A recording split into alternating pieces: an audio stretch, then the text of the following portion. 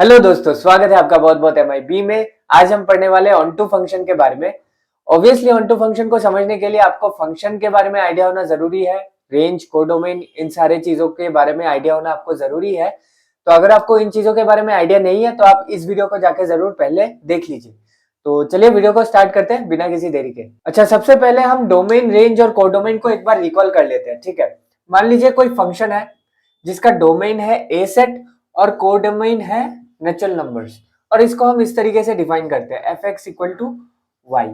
ठीक, तो बेसिकली ये ए सेट है हमारा डोमेन। डोमेन मतलब क्या? F x equal to y जो है, एक्स के जिन वैल्यूज के ऊपर हम एफ फंक्शन अप्लाई करेंगे उन वैल्यूज का जो सेट बनेगा ये हो गया हमारा डोमेन। ठीक, डोमेन। और इस केस में डोमेन है ए सेट। ठीक, तो मान लीजिए हमारा डोमेन है x1, x2, x3। ठीक है, ये हो गया हमारा domain, that is a set. ठीक है, अब मान लीजिए f ऑफ x1 है y1, f ऑफ x2 है y2, f ऑफ x3 है y3। ठीक, अब ये जो सेट बना y1, y2, y3, ये जो सेट बना हमारे पास, ये हो गया हमारा रेंज सेट। क्या हो गया? रेंज सेट हो गया, है ना। तो रेंज सेट मतलब क्या? इनपुट डालने के बाद जो आउटपुट निकलेगा उन आउटपुट्स का जो सेट बनेगा वो हो गया हमारा रेंज सेट। अब कोडोमेन क्या है? कोडोमेन एक ऐसा सेट है जो कि इस रेंज सेट को कंटेन करता है। Codomain is the super set of range set. कोई भी ऐसा सेट जो कि इस रेंज सेट को कंटेन करता है वो हमारा एक पोटेंशियल कोडोमेन है। ठीक, तो इन चीजों को आपने दिमाग में रखना है। अब हम समझते हैं कि ऑन टू फंक्शन क्या होता है। ठीक है, तो ध्यान दीजिए ऑन टू फंक्शंस क्या होता है। बहुत सिंपल सा लॉजिक है। ऑन टू फंक्शंस में रेंज कोडोमेन के बराबर होता है। ठीक है, चलिए इसको हम थोड़ा विजुअलाइज करने की कोशिश करते हैं। मान लीजिए हमारे पास कोई फंक्शन है जिसका डोमेन है ए और कोडोमेन है बी। ठीक, ए के एलिमेंट्स कुछ इस तरीके से है, A1, A2। ठीक, ये हो गया हमारा डोमेन, मतलब इनपुट का सेट। तो चलिए आउटपुट्स को पहले निकालते हैं। ठीक है, मान लीजिए f ऑफ A1 हमें B1 देगा एज एन आउटपुट, और A2 के ऊपर अगर हम f लगाएंगे तो हमें B2 मिलेगा एज आउटपुट। ठीक, तो ये हो गया हमारा रेंज सेट, है ना। B1, B2, ये हो गया हमारा रेंज सेट। तो रेंज सेट को हम R से डिनोट करते हैं, B1, B2, ये हो गया हमारा रेंज सेट। और ए सेट तो है ऑब्वियसली A1, A2। ठीक, अब ये बी सेट क्या होगा? बी एक ऐसा सेट होगा जो कि इस आर को कंटेन करेगा, है ना। आर क्या है? Range set. बी क्या है? कोडोमेन, और कोडोमेन हमेशा रेंज को कंटेन करता है। तो इधर अगर हम बी को बनाए तो हम कैसे बनाएंगे? इस तरीके से बनाएंगे, है ना। ये हो गया हमारा बी, ये हो गया हमारा आर, और फंक्शन क्या है? एफ है। ठीक, लेकिन अगर एफ ऑन टू फंक्शन हुआ तब क्या होगा? रेंज कोडोमेन के बराबर होगा। बी और आर आपस में बराबर हो जाएंगे, मतलब बी के अंदर भी दो ही एलिमेंट्स है, B1 और B2। तो ये सेट, ये वाला सेट और ये वाला सेट बराबर ही है। तो ऐसे केसेस में एफ ऑन टू फंक्शन कहलाएगा। ठीक है, बहुत सिंपल सा लॉजिक है। आई होप आपको क्लियर हो गया होगा, लेकिन हम फिर भी कुछ छोटे छोटे एग्जांपल्स को देखते हैं ताकि हम ऑन टू फंक्शन को और अच्छे से विजुअलाइज कर पाए। तो चलिए एक एक केस को हम अच्छे से एनालाइज करते हैं। यहाँ डोमेन क्या है? ए, कोडोमेन क्या है? बी। ठीक, तो ऑन टू फंक्शन होने के लिए क्या कंडीशन होता है? रेंज और कोडोमेन आपस में बराबर होना चाहिए। तो अब आप देखिए, सबसे पहले इस एग्जांपल को देखते हैं। यहाँ कोडोमेन क्या है?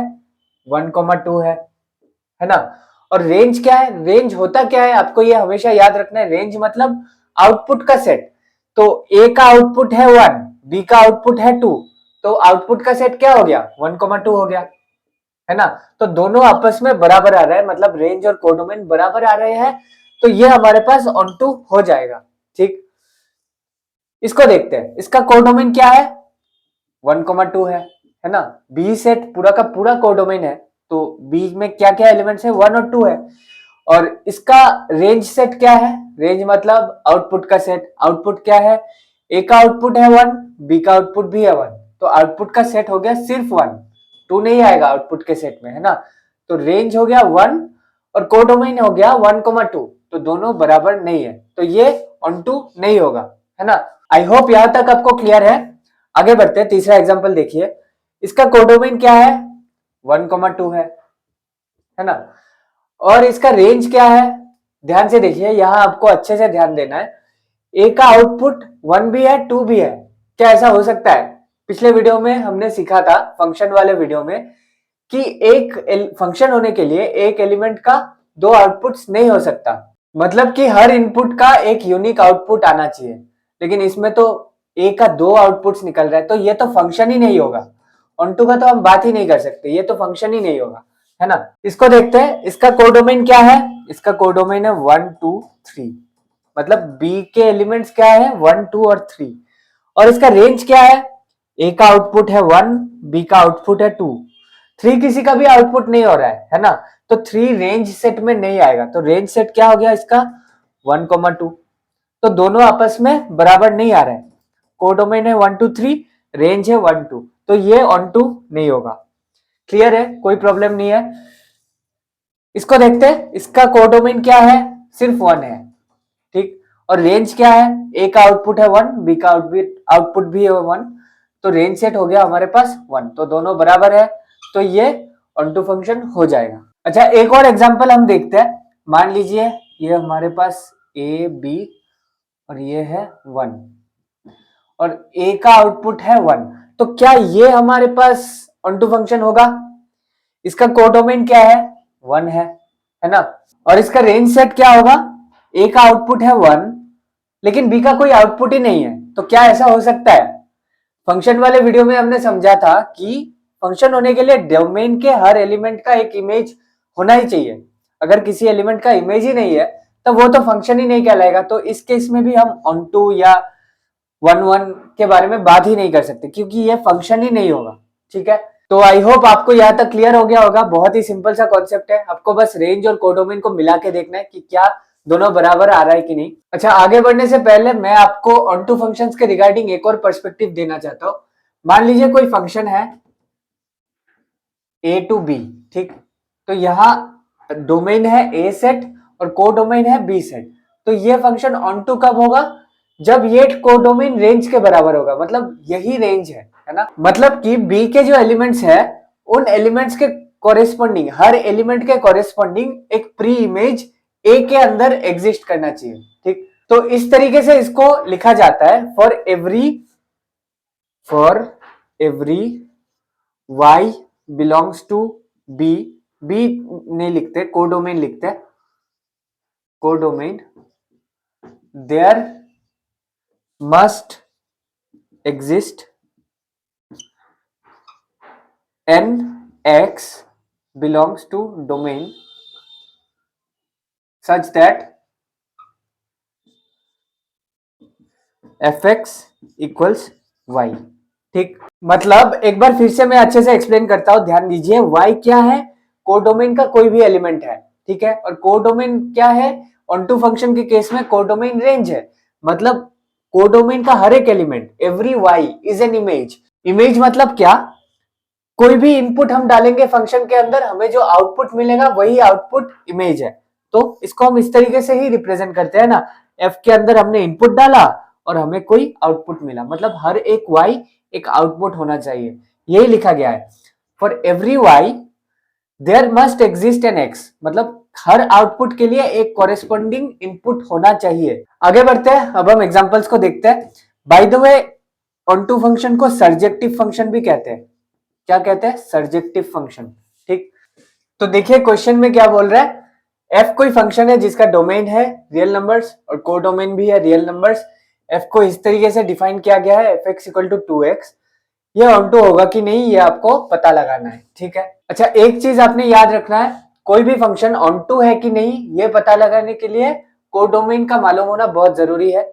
बिना कोडोमेन के आप ये पता नहीं लगा सकते, ठीक है। तो यहाँ तो कोडोमेन दिया गया है, कोडोमेन है रियल नंबर। तो ऑन टू कब होगा, जब कोडोमेन के अंदर हर एलिमेंट के लिए डोमेन के अंदर कोई ना कोई प्री इमेज एग्जिस्ट करेगा, ठीक है। तो चलिए पता लगाते हैं ऐसा होगा कि नहीं। मान लीजिए हमारे पास y कोई भी एलिमेंट है कोडोमेन के अंदर, ठीक। तो ऑन टू होने के लिए for every y there must exist an x such that fx equals y, ठीक। तो हमें यह निकालना है कि ऐसा कोई x एग्जिस्ट करेगा कि नहीं, ठीक है। तो fx का वैल्यू क्या है, 2x है ना। तो 2x इक्वल टू y, तो x will be equal to y by 2, ठीक, जो कि ऑब्वियसली पॉसिबल है। अच्छा, ये जो x है ये भी ये डोमेन के अंदर होना चाहिए, ठीक है। डोमेन क्या है, रियल नंबर्स है। तो for every y belongs to r, y by 2 भी r में ही बिलोंग करेगा, है ना। मतलब हर y के लिए एक ऐसा x जरूर एग्जिस्ट करेगा जिसका वैल्यू है y बाई 2। ये तो कॉमन सेंस है, रियल नंबर्स के अंदर अगर y है तो y बाई 2 भी एग्जिस्ट करेगा ही करेगा, है ना। तो ये जो फंक्शन है ये हमारे पास ऑन टू हो गया। लेकिन अगर इसी क्वेश्चन में रियल नंबर्स की जगह नेचुरल नंबर्स होता तो डोमेन भी नेचुरल नंबर और कोडोमेन भी नेचुरल नंबर, तब क्या ये फंक्शन ऑन टू होता। चलिए देखते हैं। y नेचुरल नंबर्स के अंदर होना चाहिए, ठीक है। So for every y there must exist an x, ठीक है। x भी नेचुरल नंबर्स के अंदर होना चाहिए such that fx is equal to y, ठीक। तो हमें ये कंडीशन मिलेगा, मतलब हर y के लिए ऐसा y बाई 2 एग्जिस्ट करना चाहिए, ऐसा x जिसका वैल्यू है y बाई 2 एग्जिस्ट करना चाहिए, तभी ये फंक्शन ऑन टू कहलाएगा। लेकिन क्या हर y के लिए y बाई 2 एग्जिस्ट करेगा नेचुरल नंबर्स के अंदर। मान लीजिए मैंने y का वैल्यू 5 ले लिया, तो x का वैल्यू क्या आएगा, 5 बाई 2 आएगा। तो 5 बाई 2 तो नेचुरल नंबर्स में बिलोंग नहीं करता, तो इसीलिए ये फंक्शन नॉट ऑन टू हो जाएगा, ठीक है। तो जैसे ही मैंने रियल नंबर से नेचुरल नंबर्स बना दिया, इस फंक्शन का ऑन टू होना या ना होना चेंज हो गया, ठीक है। तो इस तरीके से ऐसे क्वेश्चंस को हमें सॉल्व करना है। आई होप आपको यह कॉन्सेप्ट क्लियर हो गया होगा। मिलते हैं आपके साथ अगले वीडियो में, तब तक के लिए मैथ्स को एंजॉय कीजिए और याद रखिए मैथमेटिक्स इज ब्यूटीफुल।